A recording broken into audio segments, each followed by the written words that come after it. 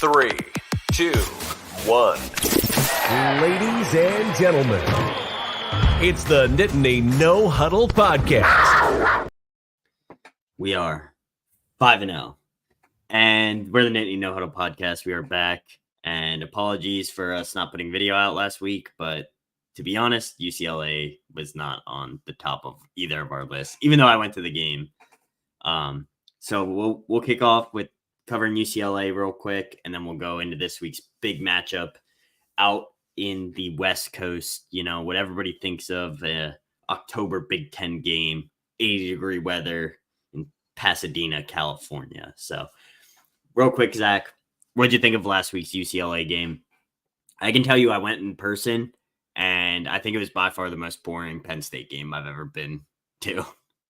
Yeah, it was an interesting one. I feel like it was a very business-like attitude for Penn State, and the surprise, I guess it wasn't a total surprise because Singleton didn't practice a whole lot during the week, but the surprise for those that don't follow too closely to tune in on Saturday and find out Singleton's not going to play, or he was suited up, and I guess if he needed to go, he could have gone, was an interesting one. And I feel like they kind of missed offensively his spark.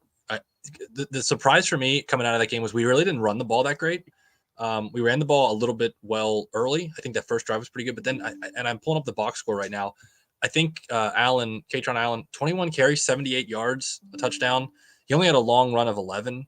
So it was very like ho-hum, like it wasn't bad, but I don't know. The offense was a little bit underwhelming against a UCLA team that has really struggled. I mean, the biggest comparison I would give would be Indiana going out there to the Rose Bowl and dropping a 42 spot on UCLA. So I'm not sounding the panic alarm, but I guess coming out of that game, coming into the USC game, obviously the biggest game of the year so far for us, I think we know what we are defensively, and by no means a perfect defense, but I think we're pretty satisfied and content with what we are defensively.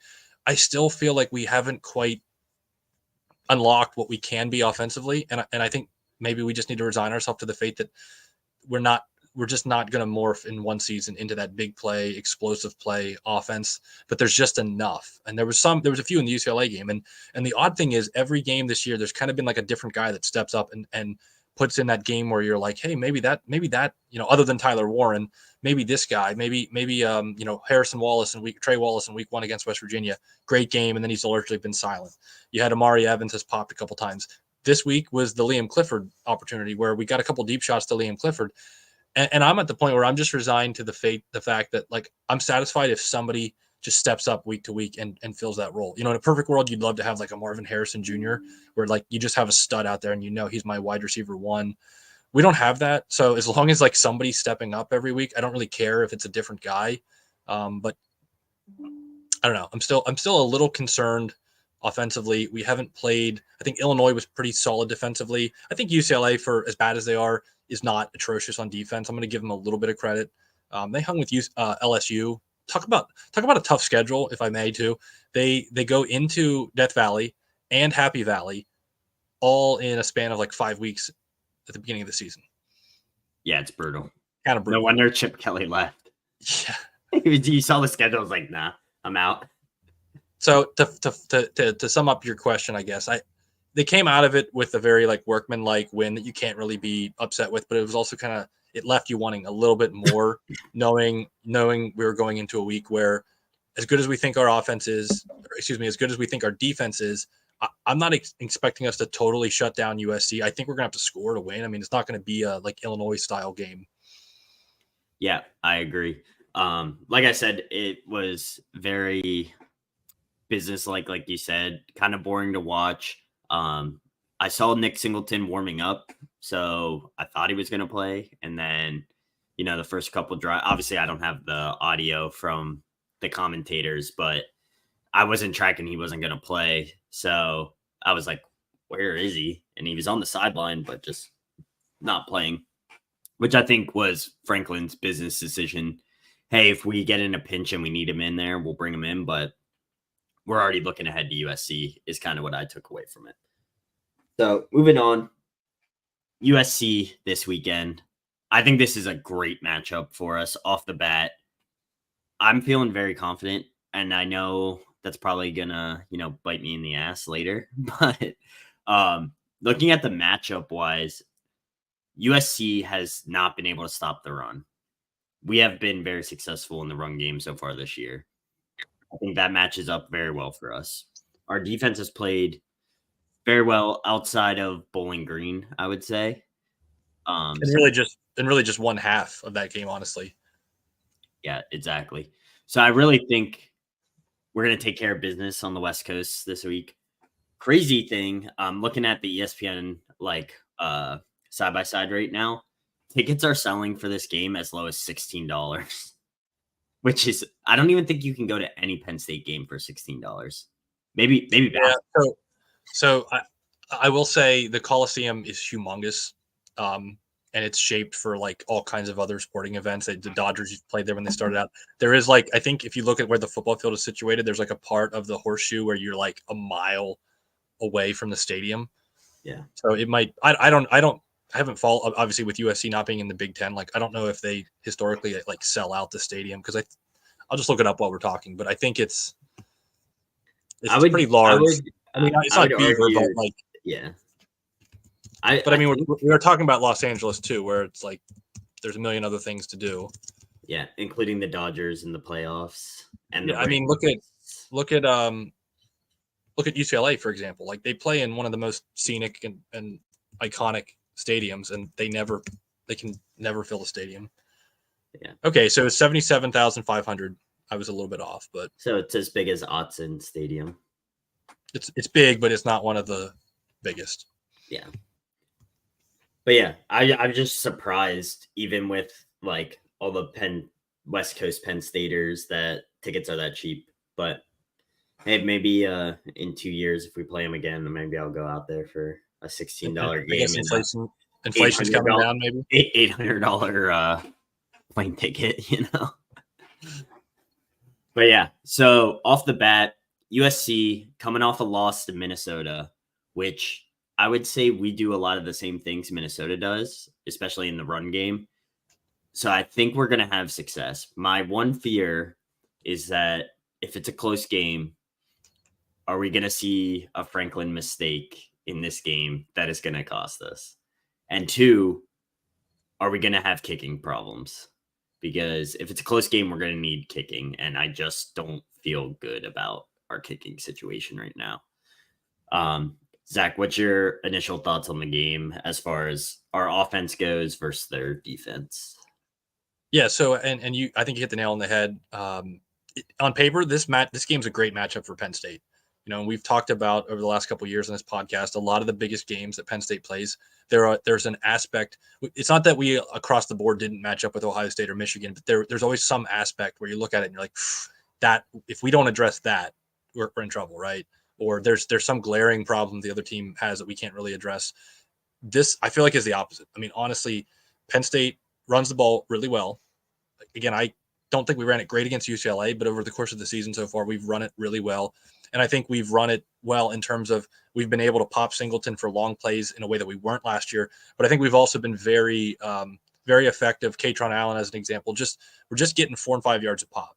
And so I see no reason to expect that that's not going to be there against the USC defensive front that has shown that it can be pushed around. And the Michigan game is kind of an extreme example, but if you go back and look at that Michigan game, I mean,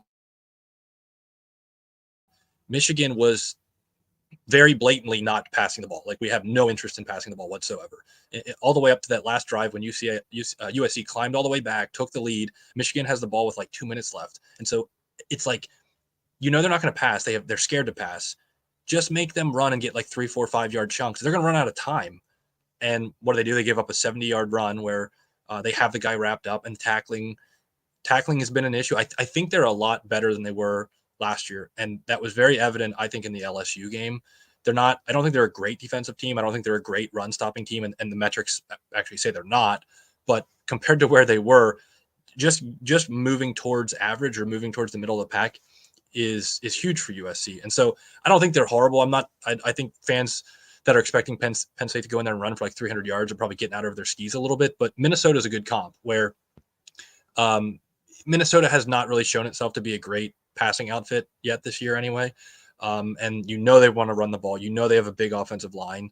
USC goes into Minnesota, obviously a different, it's a road game for USC, but Minnesota did what everybody knew they were going to do, and they did it well. And USC didn't show that they could stop it. And so for me, if I'm Penn State and I'm the coaching staff, don't get cute. Don't get too cute. I don't really want to see the Bo package, maybe not a lot of the Warren package. Just run the ball. And if we go in there and we can't consistently run the ball when they know we're going to run the ball, then I don't think we're the team that we think we are. And I'm not saying like don't go full Michigan mode and like never pass, but let's run on first down. Let's, if you're going to pass, use play action, take some shots down the field to try to loosen them up. But you've got what I think is a offensive line that's kind of the strength of the offense. You've got two different backs that give you two different looks and two different capabilities. It should be, from a standpoint of Penn State offense, USC defense, it's a mismatch. I mean, I'd go as far as to say it's a mismatch that Penn State should be able to take advantage of. Yeah, I agree completely. And just to back that up, Penn State's offensive interior linemen have been phenomenal this year so far. Now, granted, some of that's the opponents we played, but we're averaging 40 rushing attempts per game, which is awesome. We're averaging 218 rushing yards per game for 5.4 yards per attempt. So if we can keep that up this weekend, like there's no need to be out there throwing the ball around if we're able to establish the run game. Obviously, you want to utilize play action and passing to keep the defense honest, but 5.4 yards per attempt, like that's a first down every 2 plays. So I would like to see us continue to do that. The other thing is we have 11 rushing touchdowns, and I just don't want us to get too cute in the end zone, because I've seen us do that in years past where we get down there and we can't score touchdowns. And I think I think our defense will hold well, but USC is probably going to score some points. Just looking at the offensive side for USC, USC starting quarterback Miller Moss, right? Yep. Yeah, Miller Moss. He's pretty good. Like, he can definitely throw the ball. He has very similar numbers to Aller, a little bit more passing yards just because they don't run the ball as much. But Aller has 1,100 yards, 9 TDs, 1 interception. Miller Moss has 1,300, almost 1,400 yards, 9 touchdowns, 4 interceptions. So quarterback comparison, I would say we're pretty close to even. Now, historically, Aller doesn't turn the ball over. And I don't think USC's defense is really good enough to force turnovers. So I would give us a slight advantage at quarterback. The real thing is the running game. We have 2 running backs, each with almost 500 yards each through 5 games. They have one. I forget who you know USC's running back. Woody Marks. Woody Marks. Yeah. I think he's a transfer from from the SEC. I want to say Mississippi State. Yeah, he's a decent running back. He's but good. He's good. I think he's good.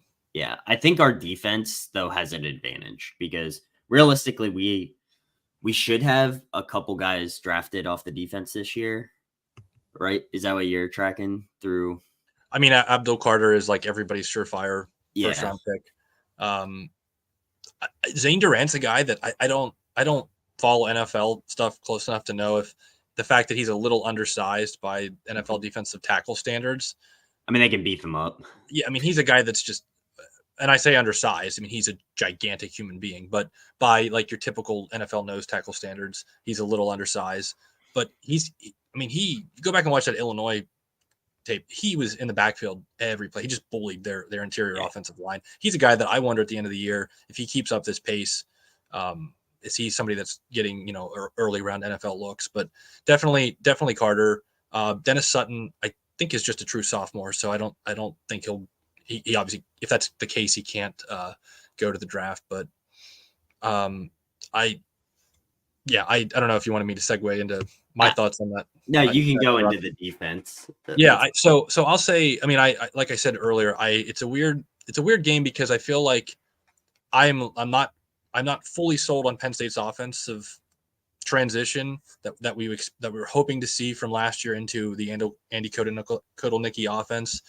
But I also think USC's defense is their weakness, obviously. So I feel good about that side of the ball versus on defense, where I feel really good about our defense. I think USC's offense is good, and not in your like classic Lincoln Riley, like it's all fake and inflated numbers. Like they're good. They've run the ball. They've run the ball pretty well. Woody Marks has 81 carries for 468 yards. He's averaging 5.8 yards.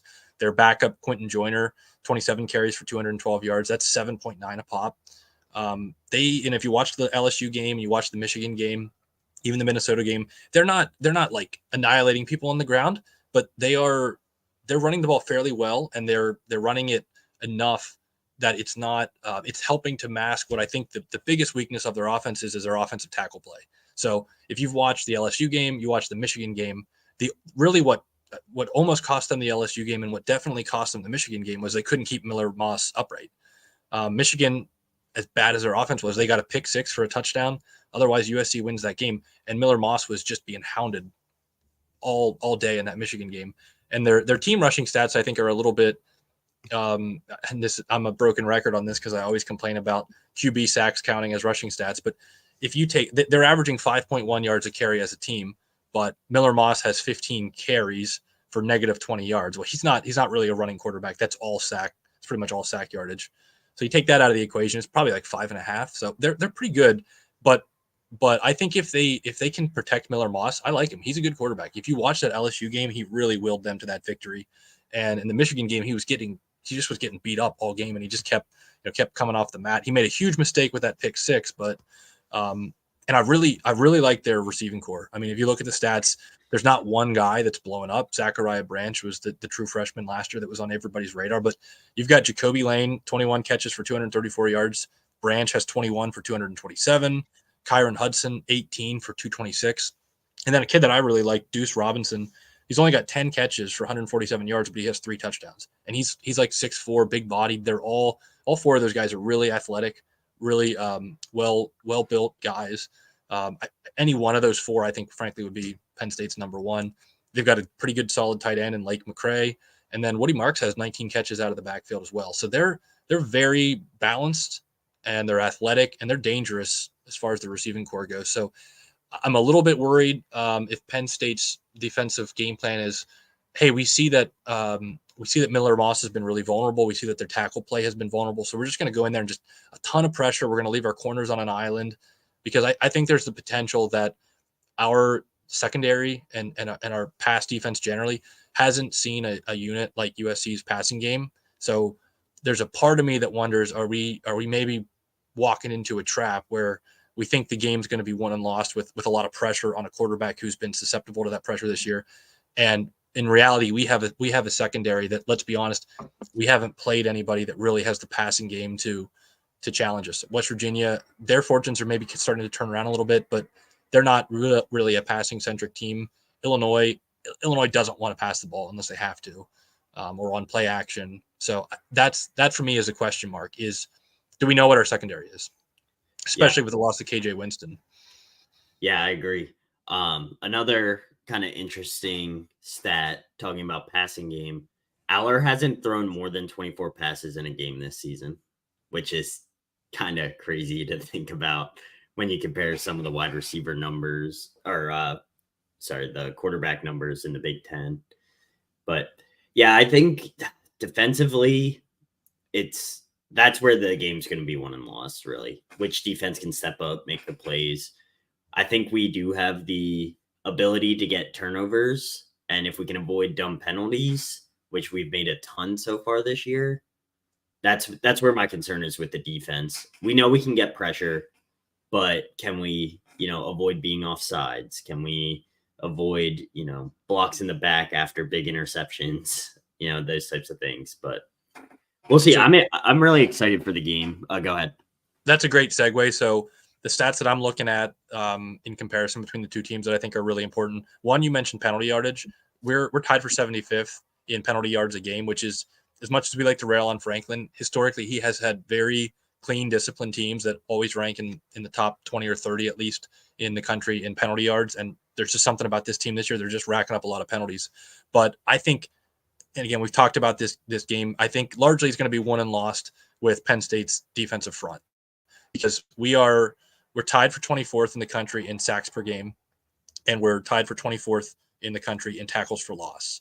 Conversely, USC is very pedestrian in sacks allowed. So they're, as I mentioned, especially at the tackle position, I feel like they're very vulnerable, and they're also tied for 54th in the country in tackles for loss allowed. So we've got a defensive front at Penn State that is at a minimum getting after the quarterback and tackling ball carriers behind the line of scrimmage. And USC has an offensive line that has been susceptible to giving up those very things, right? And then when you flip it around and go the other direction, USC is tied for 108th in sacks on defense, and they're tied for 105th in tackles for loss. Penn State is tied for 35th in sacks allowed, so we're pretty good at keeping the quarterback upright. And largely that's because we're only passing when we're needed to, because the running game's been there. And we're tied for 6th in tackles for loss allowed, which means our running backs are not getting hit in the backfield. So we can keep the quarterback upright, and we can get the running back past the line of scrimmage. And those are two things that USC's defense has not done. They haven't shown that they can get sacks, that they can get tackles for loss. So just looking at those metrics right there says, you look at your offensive line and your defensive line before this game, and you say, guys, if you do what you've been doing and you make USC – you make sure USC continues to be who they are, what's the path to the victory for USC, right?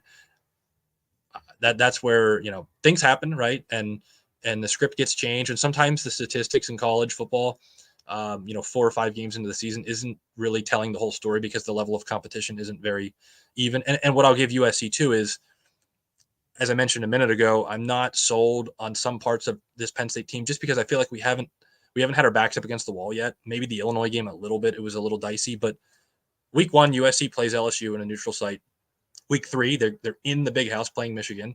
And then last week, I don't think Minnesota's a great team, don't get me wrong, but they're on the road at Minnesota. They're definitely more battle tested than Penn State is. And I'll say this, in the 12-team playoff era, this is it for USC. Like they're in classic wounded animal mode right now, because there's probably not a path for them to the playoffs if they lose this game. Yeah, I would agree completely. And with that, USC being tested, I think they know what it's going to take. It's just, can their players perform? And when you mentioned that, our running backs have the fewest tackle for losses, I think a lot of that too is the types of running backs we have, with Singleton being fast. Very rarely does he get stopped in the backfield, where he can at least get to the side and gain a yard. And then on the other side, you have Katron Allen, who is just a bowling ball. And even when he gets hit in the backfield, he somehow manages to just keep his momentum going and getting forward, which is to our advantage. With what I've seen from watching USC tape, they have issues tackling, which we kind of hit on earlier. And I think those tackling issues will probably be highlighted even more with an elusive back and a guy who just breaks tackles all the times too. So I think those are the keys to the game for Penn State. If we can effectively run the ball, limit how many passes we're throwing, and if our defense can get pressure and force Miller Moss to have to throw the ball quickly before his receivers can get downfield and burn our secondary, I really just don't. I don't see any advantage that USC really has in this game. And we can do our predictions, but I think this is going to be a big win for Penn State. And I know a lot of people, including myself, harp on Franklin not winning big games. The great thing is, I don't think this is a big game. So yeah, I think we're in the clear. This is kind of like worst case scenario for James Franklin and Franklin defenders, because they're not ranked anymore. And so I think if he wins this game, cool, nobody cares, right? Like USC stinks. The problem is USC, if they lose this game, USC is going to be 3-3. And the reality is, I think this is a pretty good USC team. I think, should they be ranked in the top 25 if they lose this game? Absolutely not. Should they be ranked right now? Probably not. And they aren't ranked. But I'm not sure there are 25 better teams than USC right now, based on what I've seen. I mean, beating LSU, going to Michigan, and for all intents and purposes, they gave that game away. So from a talent standpoint, this is a big game. This is a blue blood brand name team with a lot of talent, with a big name coach whose backs are against the wall. So in a perfect world, Franklin should get a lot of credit if they win this game, but he's not going to. And the flip side is, if they lose it, It's it's USC. They already lost to Michigan and Minnesota. That's terrible, right? And so it's kind of like a no-win. The way this schedule is shaping up for Franklin is he's not going to get credit for anything unless they beat Ohio State, is my view. But or a playoff win. Or yeah, in the regular season, I'll say he's probably not going to get any credit for anything unless they beat Ohio State. Yeah, I agree. And for whatever reason, having watched Lincoln Riley for a while now, his teams just they like don't have that clutch gene, if you know what I mean. For whatever reason, like when that game's on the line, I just feel like they historically, at least in the past 5 seasons, I'd say, outside when when Baker Mayfield was there and beat Ohio State in the shoe, like what has been a Lincoln Riley like marquee win? Like I honestly can't name one. Yeah, I mean I forget who it was. Somebody was just talking. That might have been Joel Klatt, but like even when Baker Mayfield and Oklahoma were in the playoffs, they played Georgia in the Rose Bowl. I guess that would have been like 17, the year Georgia Bama played for the final, the title game. Like people forget in that game, Georgia and Oklahoma went to overtime. Georgia had the ball first, kicked a field goal. So like Oklahoma, with all of their defensive problems, finally stopped somebody. They they force a field goal. All the Baker Mayfield led Oklahoma team needs to do is score a touchdown, and they can't do it. And I'm not one of these. I think Lincoln Riley gets dragged, and I don't think he's a bad coach. I think he's a coach that has taken way too long to come to grips with the fact that you can't be so one-sided, and you can't just put all your eggs into the offensive basket. And I think he clearly made some bad hires initially the first couple of years at USC because they were truly atrocious. And interestingly, Danton Lynn, their defensive coordinator right now, was with UCLA last year, and he's actually a Penn State grad, played for Penn State. He was a cornerback in like the 2008, 9, 10 timeframe. I do think they're significantly better. I don't think they're a great defense, and I think it was fairly easy to elevate from what they were the last couple of years, but I do think they're getting better. And I mean, I would not be shocked at all in the future if he could get USC back to, I don't think they're ever going to get back to like the Pete Carroll era necessarily, but back to being something that I think the Big Ten kind of needs is a strong USC. I agree. I can see them Big Ten this year. It's helpful that Oregon is kind of elite, but having a strong USC, especially as the SEC just gets stronger, and frankly, Texas joins the SEC and they're the number 1 team in the country. Oklahoma's kind of down, but in that battle between the Big Ten and SEC for supremacy, like we can't compete. The Big Ten can't compete with the SEC if you have a down USC. Yeah. And with that, like you said, Lincoln Riley made some not so great hires early in his time at USC, especially on the defensive side of the ball. And because of that, this is essentially, I would say, almost a rebuild for them, even though he's in his 3rd year. This is really the first year where they're like, okay, we have to make a change at defense. So they brought in, new defensive coordinator. They're trying to, use the transfer portal to bring in some of these bigger guys, not what we've seen out of Lincoln Riley typically. And for all intents and purposes, I mean, they are still rebuilding. Not that that buys him any extra time, but, right. I think they're improving from where they have been. Maybe their record's not reflecting it at this moment, but, I mean, that's just college football. You're not going to win every game. I would say there's a lot of teams that, with the schedule they've played so far, there's a lot of teams that would have 2 losses. I mean, are we confident if Penn State played LSU in week 1? Just about to say that they win that game? I don't know that we are. Are we confident in week 3 if Penn State goes to the Big House that they win that game?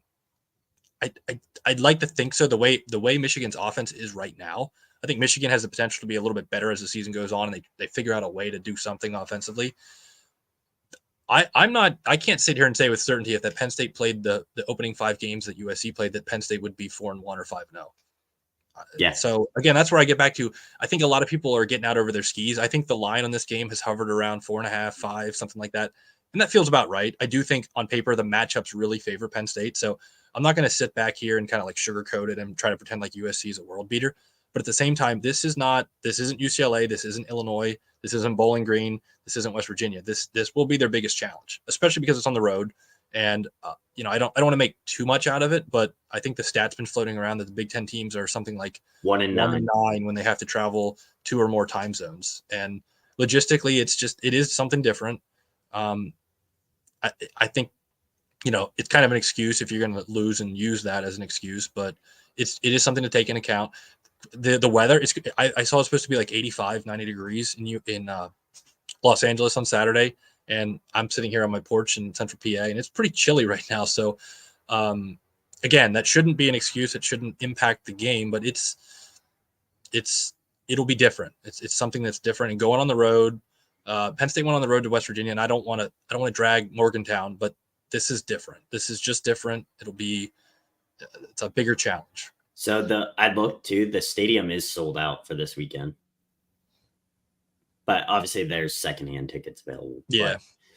I'm just kind of surprised. I would be shocked if it's not at least, I would say, a quarter to half of Penn State fans out there. I know every time we go to the Rose Bowl, having been there was significantly more Penn State fans than Trojan fans. So we'll see. Yeah, I would assume, there's a lot of Big Ten teams that don't travel that well, but a lot of your big name, your Penn States, Ohio States, Michigans, even like the Wisconsins and Iowas, and when you're playing USC or UCLA or Oregon or like in November, that I think you got a lot of people in the Midwest that are gonna be like, hell yeah, I'm gonna go out to LA and watch my football team play in some nice weather, and so I wouldn't be surprised if there's some of that going on with a lot of these fan bases.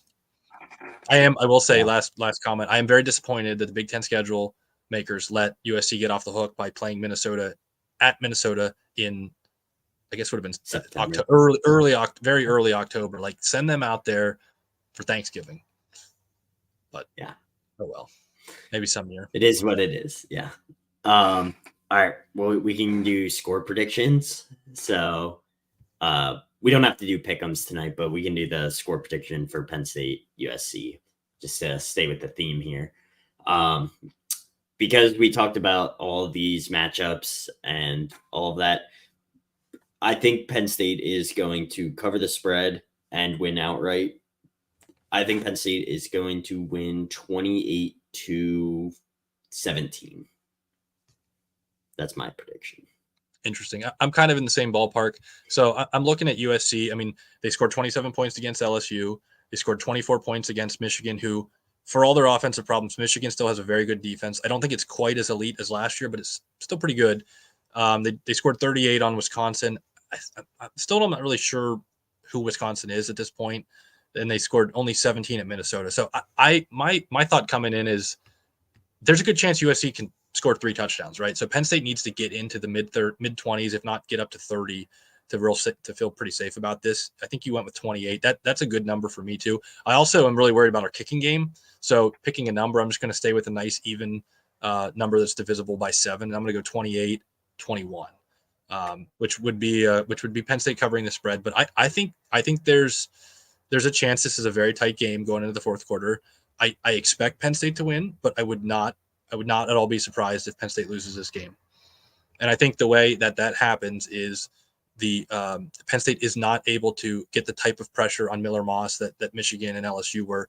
And if you can't do that, I think there's a decent chance they could put up a big day through the air, because I really like their receivers, and I don't not like our corners. I think they've largely been pretty good so far, but we haven't been tested. That's just my takeaway, is that I can see a world where these corners who have not been tested, and a secondary generally without, I think, the best player, maybe the best player on the defense, KJ Winston.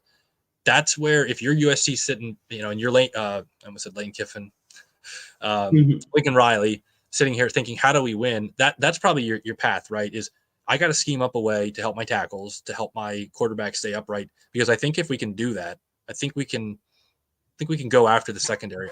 I think he would probably admit we're not gonna churn out 220, 250 yards rushing on this defense. So we got to figure out a way to do it through the air. Yeah, I second that. Like I said, I think I could see the potential for us scoring more than that, but that was my kind of safe guess. So, other than that, do you have anything else on? Just on that point too, I'll say I think our game plan, if we're smart, will be to go in and just run, ball control. So that probably ends up maybe suppressing the score on both ends of it, because I think Penn State's game plan is we're not in a hurry. We want to use up the clock. We want to run the ball. We want to beat you up. We want to keep your offense on the sideline. So yeah, I'd love to see Penn State get in the 30s too. But I think more importantly is dictate game control in the way that you want to, and that'll take care of everything for you, regardless what the final margin of victory looks like. Yeah. All right. I think that's all I have, unless you have any other things. Hopefully, what time is kickoff? Actually, that's something we 3:30 Eastern. 3:30 Eastern. Okay. On CBS. All right. For those who watch this before then, I'm planning on live streaming again during that game. So hopefully it's a happy live stream and not a one where I'm going to have to break out the bottle halfway through the game. So, but that being said, I think that's all we got. Thanks for watching. Thanks for watching the Nittany No Huddle podcast. Check us out on Instagram, YouTube, and Facebook. Podcasts are posted weekly on YouTube, Spotify, and Apple Podcasts. Make sure to like and subscribe so you never miss one of our new shows.